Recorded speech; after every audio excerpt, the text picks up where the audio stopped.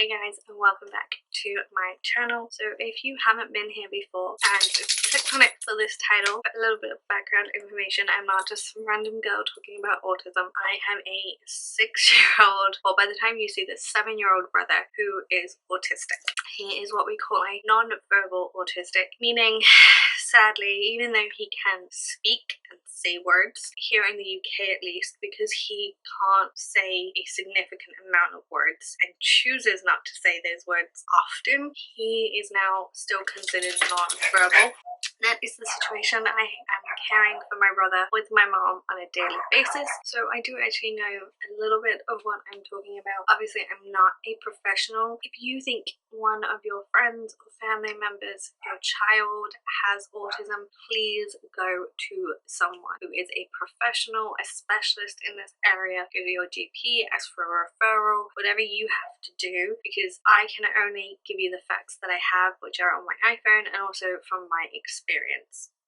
So now getting that little disclaimer out there, I'm going to get on into the video. I'm going to give you some of these facts and then mix it in with information about my brother and my experience with autism. So if I look down, it's because I'm looking at my phone. Okay, so let's start with the fact that autism is a lifelong developmental disorder, and the symptoms for this mean it's varied and they can be more severe for one person or one area than it can be another. So for example, this is Nathan has something else called hyperacusis, but with those two combined, it means that certain pitches really affect Nathan and how he hears them, and he can hear something and have a complete meltdown because the pitch has been too much sensory-wise for him. And because of this, autism is also a spectrum. It's a spectrum disorder, so you can have someone who has high-functioning autism. So basically what we would consider sort of someone who can speak and have eye contact with someone but can struggle with sensory issues such as having a certain amount of light come into their room, or they have to work in dead silence, or so things like that. Whereas someone else could have non-verbal autism, not be high functioning, and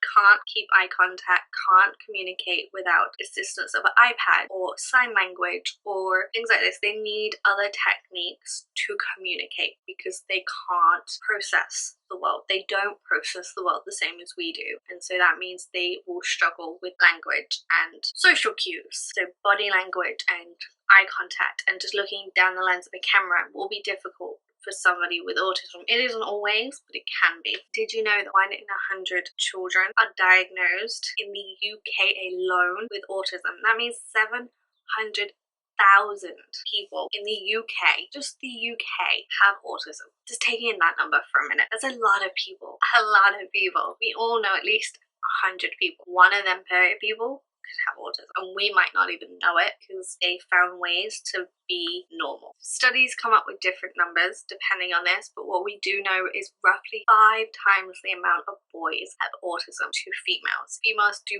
have it, can get it, can be carriers of autism, but men are more likely to have autism. So the sort of things we noticed with Nathan, which are common, is he couldn't make eye contact, he was developmentally behind, such as walking, talking, couldn't really communicate or interact with his peers, and these are quite common things with children with autism, even adults with autism. They struggle to communicate, they don't really spend time with their peer group, they have a strict routine for themselves, and when this is changed, it can be upsetting, disorientating, they can lead to meltdowns and more behavioral problems that you don't want in particularly children. We found with Nathan that we have to explain his routine change, so him now being in school, we do have to kind of give him a few days sort of warning that school, summer's coming, for example. The week his school ends on the Monday before that Friday, we'll have to tell him, hey, school's coming to an end, you've got 6 weeks off. So that's always an interesting experience. Meltdowns aren't the same as tantrums.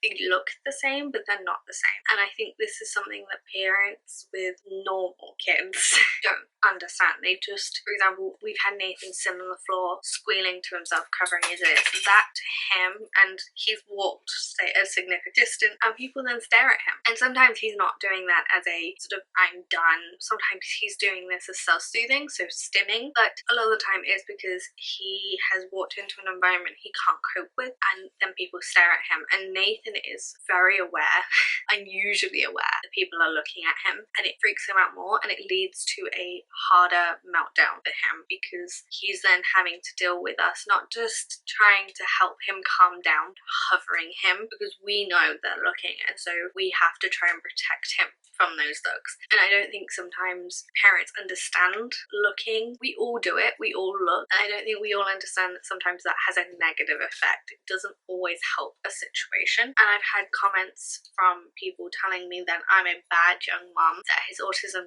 is because I got him vaccinated with too many vaccinations too early. I drank and did drugs while pregnant. I must have tried to abortion. I've had basically every insult under the sun. And even when I told people, well, he's not my child, he's my brother, somehow those comments are still valid, and I don't get it. So that's my frustration on that. My other frustration on sort of the public, I guess you can say, is there are people out there who I ignore and call him rude names. Like, people with disabilities, rude names in general. Take autism out of it. They call all disabled people rude names, and I don't get it. Someone in a wheelchair isn't spastic. Someone with Down syndrome isn't spastic or dumb or stupid or whatever else rude word right now I can't think of. He's a defenseless, they're all defenseless kids. Adults have those issues too, but they can't defend themselves. They don't understand why you're calling them that. They don't understand that you're being horrible or rude to them, or that you think them less of a human being because they're different. They just see you as somebody saying words, and they don't understand that those words aren't nice. And I think people need to understand that. And I think the other thing people need to understand is just because they don't know, the carers and parents around them do, and they give off a vibe, and that upsets the kids and the adult, and then they feel like they've done something wrong when they haven't. Stimming and self-soothing, so I kind of touched on this before, it's something they do to calm themselves, to block out a noise, a sensation, a sound, a smell in the air, things like that. So self-soothing can be anything from rocking, flapping the arms, clapping, any audible sounds, so humming, tutting, squeezing themselves, things like that. And they'll do this no matter where they are. Hiding is another one that a lot of kids have, and they do that in frustration. Only 16% of autistic adults in the UK are in full-time paid employment, and there's only 32%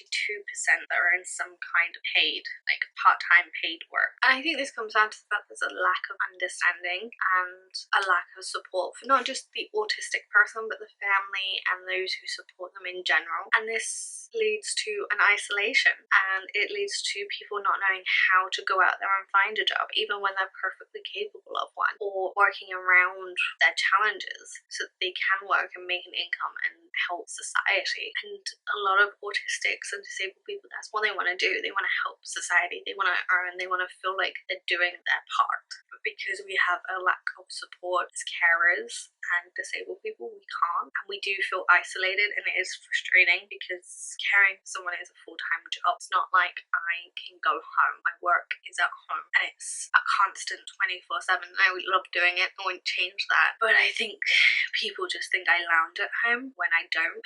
I wish I did, but I don't. The other thing I've noticed is that autistic people tend to get sort of pushed aside. You have disabled counselors for those in wheelchairs, for those who can't walk properly, and lifts and things like that. But because autistic people can walk and they don't look disabled, they're told to be like everybody else when they're not, and they don't know how to be. And so we end up with this situation of meltdowns because they're not allowed to use the disabled facilities, or if they have pull-ups or things like that and they need to go to the bathroom frequently, they may not be allowed to use a disabled toilet, but they can't handle using a public toilet with hundreds of people in it. And we all know that public toilets can get busy depending on the time of day that you're in them. So I think, again, there needs to be some sort of system for everybody, because being autistic, depressed, having internal health issues doesn't make you any less disabled than somebody who can't walk. And the last thing kind of is frustrating. The last fact is there is no cure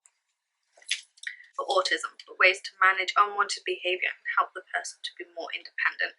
Now, it's true, autistic people need to be independent. I'm not arguing that. What I have the problem is the fact that why do we need a cure for autism? Autistic people are special and they're different. Everybody on this planet is different in some way. Don't try and take that person's uniqueness away from them. As for managing behaviour, every behaviour has a reason. I'm not saying it's right, and I'm not saying that some of those behaviours do need to be addressed. What I have an issue with is that child or that adult is doing that for a reason, and it's not the behaviour that needs to change, it's what's causing that bad behaviour, that stim, that needs to change. Not them, not their behaviour, but whatever is happening. Now, there may be how you're interacting with that person, that could be the foods and how you present it to them, I don't know. What I'm saying is that person doesn't need curing, and they don't need fixing or managing. What they need is your guidance and that love, and to show them, to teach them, to guide them in the right direction, and to understand that they're only reacting the only way they know how to a situation they're uncomfortable in or overly happy in, and it's up to us to figure out how the best way to make things better and easier for them. So if that means you're handing them food and they're doing unwanted behaviour because their food is touching, don't let it touch. Buy plates with dividers in and ease yourself into a situation to a normal plate. We had to do it. We still do it. There are occasions where there are some foods we have to put them in his divided plate, and that's fine. We know that. We know if they're touching, it's going to freak him out. We've accepted that and we've moved on from that. But we can now go out in public and order him food, and if food is touching, he can cope because he understands there are different ways of doing it other than managing a child. So I guess my last little bit of advice on anyone interacting with someone with autism, child or adult, is to treat them like you would anyone else, just with a little bit of understanding that they're not going to look you in the eye, they're not necessarily going to say something back. If they do, it might be through an iPad, it might be through sign language, and they'll have someone there to help them with that. Don't be rude to the carer. Understand that they're doing everything they can to make the situation as comfortable as they can for that person, and just be kind. Treat people the way you would want to be treated, no matter if they're disabled or not.